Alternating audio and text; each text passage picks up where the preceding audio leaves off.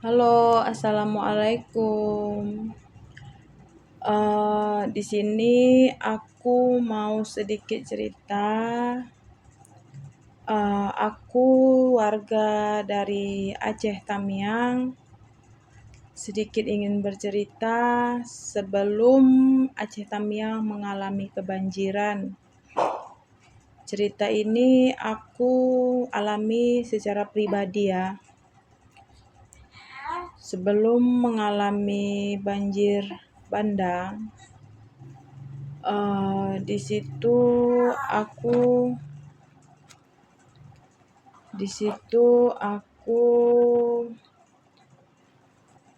di daerahku maksudnya, selama 4 hari 4 malam mengalami hujan yang terus menerus yang tanpa henti. Jadi singkat cerita aja, aku juga nggak bisa terlalu detail sekali memberitahunya karena aku ada anak bayi ya nih anakku. Ini anakku. Jadi aku tidak bisa terlalu panjang ceritanya karena anakku juga agak sedikit rewel ya. Jadi sebelum mengalami banjir bandang, tepatnya di tanggal 26, aku sudah mengalami kontraksi yaitu ingin melahirkan. Tepatnya di tanggal 27 dini hari atau jam 2:30 pagi aku melahirkan yaitu seorang putra. Yang ini tadi putraku ya yang baru kulahirkan. Jadi di situ aku mengalami naas. Naasnya yaitu ari-ariku tersangkut di dalam.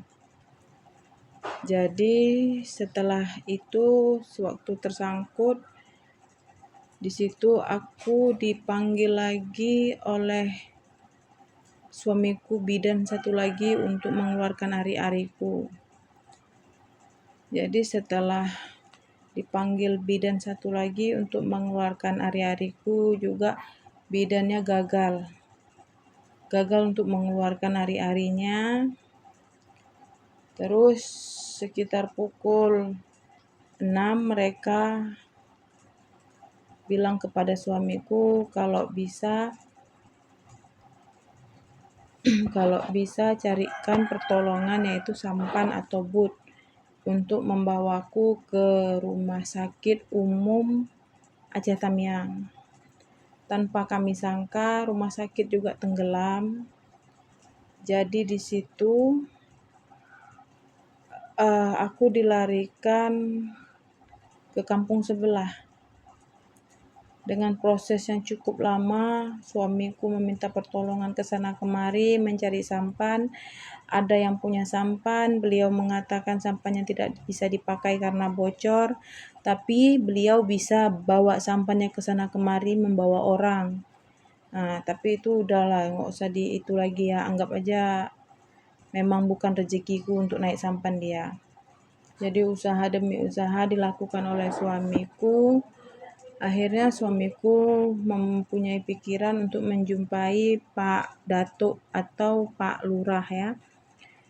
Jadi setelah suamiku menjumpai Pak Datuk, lalu suamiku memohon untuk jika memang ada kenal tukang boot ataupun tukang sampan, tolong bawa aku nyeberangi banjir tadi ya untuk ke kampung sebelah. Jadi Datuk menjawab, nanti aku telepon tim SAR. Kalau tim SAR angkat, aku suruh tim SAR untuk ke rumahmu. Besar harapan suamiku tadi pulang, dia berkata kepada bidannya, Pak Datuk lagi nelpon tim SAR, nanti dia suruh tim SAR datang kemari.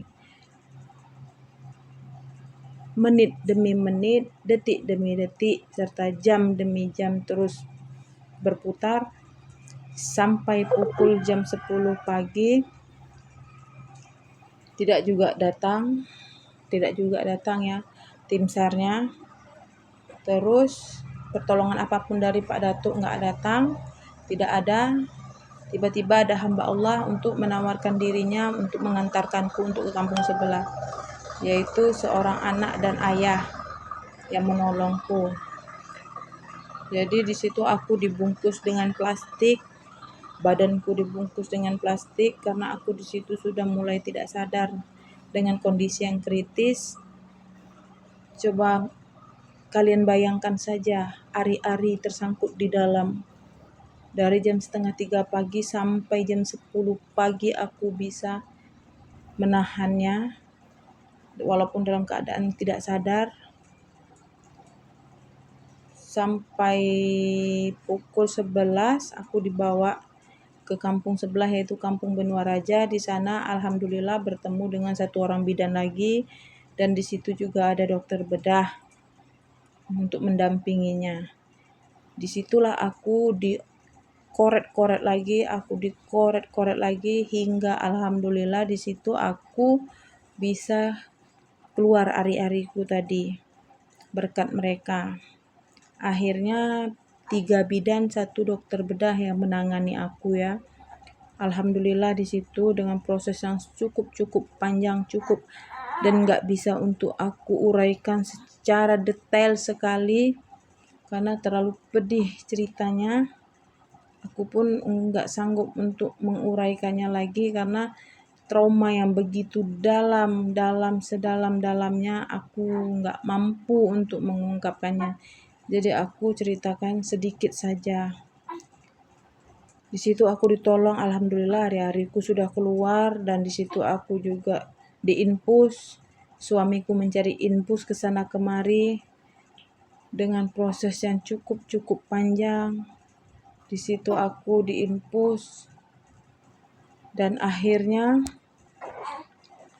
2 hari aku menginap di rumah orang di Benua Raja tadi. Alhamdulillah kakak itu memang cukup baik orangnya dan menawarkan aku untuk ditempatkan di rumah dia. Proses untuk ketiga harinya, di pagi hari aku pulang ke rumahku dengan air cukup masih tinggi karena aku juga teringat sama anakku, walaupun kondisi aku di situ masih kritis dengan tekanan darah 70 tanpa dibekali obat apapun. Aku pulang di situ sampai ke rumah keadaanku lagi kritis lagi terus cukup panjang kritisnya ya Allah. Aku juga tidak mampu, hingga air mata untuk saat ini aja aku sudah tidak bisa kukeluarkan lagi karena sudah terlalu di dada. Aku pulang di situ badan aku bengkak semua, bengkak dari ujung kepalaku hingga ujung kakiku. Memang terlalu bengkak badanku karena aku di situ tidak punya obat, tidak punya jamu. Di situ suamiku harus berjuang lagi untuk mencari obat di posko dan akhirnya mendapatkan obat. Tapi namanya kita melahirkan, terlalu banyak darah yang dikeluarkan. Obat itu tidak akan bisa untuk menyempurnakan ataupun mendekati kata kesempurnaan, tidak bisa. Di situ aku kritis kembali dan proses demi proses akhirnya aku dibawa pulang ke rumah orang tuaku, dan di situ lagi aku juga mengalami kritis walaupun sudah diobati berulang kali. Tapi proses demi proses, hari demi hari yang dijalani, dan usaha suamiku juga tidak putus asa untuk mencari obat untukku, dan akhirnya alhamdulillah walaupun mukaku sekarang masih terlihat pucat, tapi alhamdulillah setidaknya aku sudah bisa duduk, sudah bisa ngomong, dan alhamdulillah aku sudah sadar. Nggak seperti yang kemarin-kemarin aku bisa hilang ingatan, hilang kesadaran. Prosesnya luar biasa. Di situ aku yang sangat terpukulnya bukan karena kehilangan harta yang dimakan banjir, tapi kehilangan mental yang membuat aku sangat terpukul. Karena apa? Setiap aku duduk mengalami atau lagi melamun, pikiranku bisa memutar balik lagi tentang kejadianku di saat aku melahirkan. Karena terlalu sakit yang kualami itu terlalu dalam. Itu yang membuat aku tidak bisa pulih secara cepat. Dan sekarang aku dipandu oleh keluarga, dipandu oleh suamiku untuk tidak mengingat kembali tentang kejadian aku sebelumnya sewaktu aku melahirkan.